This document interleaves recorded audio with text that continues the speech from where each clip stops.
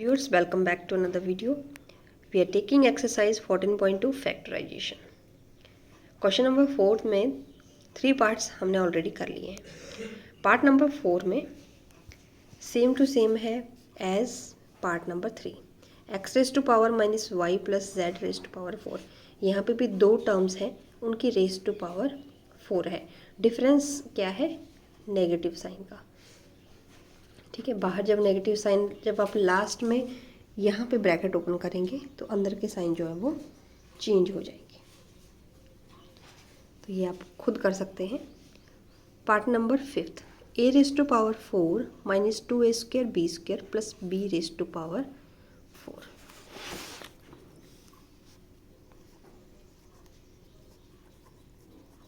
Plus B raise to power 4. जैसा कि हमने ए रेस टू पावर 4 को कैसे लिखा था, स्क्वायर का स्क्वायर, वैसे ही बी रेस टू पावर 4 को कैसे लिखेंगे, स्क्वायर का स्क्वायर. अगर ये ए स्क्वायर है और ये बी स्क्वायर है, मान लीजिए ए स्क्वायर को हम ए मान लें और बी स्क्वायर को हम बी मान लें, तो इसका स्क्वायर का स्क्वायर मीन्स ए स्क्वायर और ये बी स्क्वायर माइनस 2 ए की वैल्यू, यहाँ स्क्वायर के बाद ये सारी ए की वैल्यू है और यहाँ पे स्क्वायर के बाद बी की वैल्यू है, माइनस 2 ए आपके पास ये है और बी ये आपके पास ये है. अगर आप इस फॉर्म में इसको स्प्लिट करके लिख देते हैं तो बात तो सेम है, पर ये लिखने से क्या हुआ, सेकेंड लाइन जो है वो आपकी क्या बन गई, एक आइडेंटिटी. वो कौन सी, A square plus B square minus 2ab, वो होता है ए माइनस बी का होल स्क्वायर. दिस इम्प्लाइज ये है आपका ए, ये है आपका बी, ए माइनस बी का होल स्क्वायर. आप ऐसे लिख सकते हैं इसको. ठीक है, और इसको भी फर्दर लिखना हो, मतलब ये दो बार है. ए स्क्वायर माइनस बी स्क्वायर जो है वो 2 टाइम्स है, और ए स्क्वायर माइनस बी स्क्वायर की आइडेंटिटी क्या होती है, A minus B into A plus B, और साथ में इस अगेन सेम टर्म है तो आप फिर से वही लिख सकते हैं. तो एट द लास्ट आपके पास बना क्या, ए माइनस बी का होल स्क्वायर और साथ में ए प्लस बी का whole square. You can write like this. So after applying step by step, how easily we have reached the solution. ठीक है, तो पार्ट नंबर 4 आपका सारा हो गया है. Now question number 5, factorise the following expression. P square plus 6p plus 8. This is question number 5, जिसको करना है हमें फैक्टराइज. अब देखिए, फर्स्ट वाली टर्म किसी का भी स्क्वायर नहीं बन रहा है. 8 जो है वो स्क्वायर नहीं होता है, वो क्यूब होता है 2 का, बट स्क्वायर वाले टर्म नहीं है, तो यहाँ पे कोई आइडेंटिटी नहीं बन रही है. जहाँ आइडेंटिटी ना बने वहाँ अप्लाई करते हैं हम सेकंड मेथड. जो आपने आइडेंटिटी से किए क्वेश्चन, उसको भी आप सेकंड मेथड से कर सकते हैं. जनरल इक्वेशन होती है आपके पास A X square plus B X plus C. ठीक है, अब a और c को मल्टीप्लाई किया जाता है ac.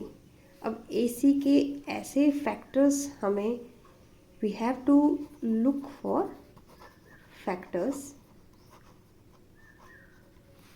जो ac का मल्टीप्लिकेशन आया, जिनका या तो एडिशन करके b आ जाए या फिर सब्ट्रैक्शन करके आपको किसके इक्वल दे, b के लिए. जैसे इसको मैं जनरल फॉर्म में बताऊंगी अभी आपको. इस सिचुएशन में क्या होगा, इस सिचुएशन में अगर कंपैरिजन करें हम इस जनरल फॉर्म से, इक्वेशन 1 से कंपैरिजन करें, तो a की वैल्यू यहाँ पे, b का कोफिशिएंट, a की वैल्यू क्या है 1, b की वैल्यू यहाँ पे क्या है 6 और c की वैल्यू यहाँ पे क्या है 8. तो ac आपका क्या है 8 है. तो AC के ऐसे फैक्टर्स बनाने हैं हमें जिनको हम या तो प्लस करके 6 बना लें या फिर माइनस करके 6 बना लें। अब 8 के फैक्टर्स होते क्या हैं? 8 1 ज़ार 8, 2 4 ज़ार 8, आगे 4 2 ज़ार 8, अगेन 8, ये फैक्टर्स होते हैं 8 के। अब कौन से ऐसे 2 फैक्टर्स हैं जिनको ऐड करके या सब्ट्रैक्ट करके आपके पास 6 बन सकता है? 8 + 1 करेंगे तो 7 आएगा, 8 + 1 करेंगे तो 9 आएगा, 8 माइनस करेंगे तो आपके पास 7 आएगा। मीन्स अगर हम ये चूज़ करते हैं ये वाला पेयर तो 6 तो बन नहीं रहा है हमारे पास, तो हमें चूज़ करना पड़ेगा दिस वन, 2 + 4, क्योंकि 2 + 4 करेंगे आपके पास 6 आएगा। अगर आप सब्ट्रैक्ट करते हैं तो आपके पास 2 आएगा, तो आपके पास आ जाएगा 2 + 4 = 6, और अगर सब्ट्रैक्ट करेंगे तो ये 2 आएगा। तो हमारे लिए ये वाली सिचुएशन सही है, ठीक है। तो हम इसको तोड़ देंगे, p² + 2p + 4p + 8। हमने 6p को यहाँ पे तोड़ दिया, कैसे? 2p + 4p करके। ओवरऑल इक्वेशन तो यही रही।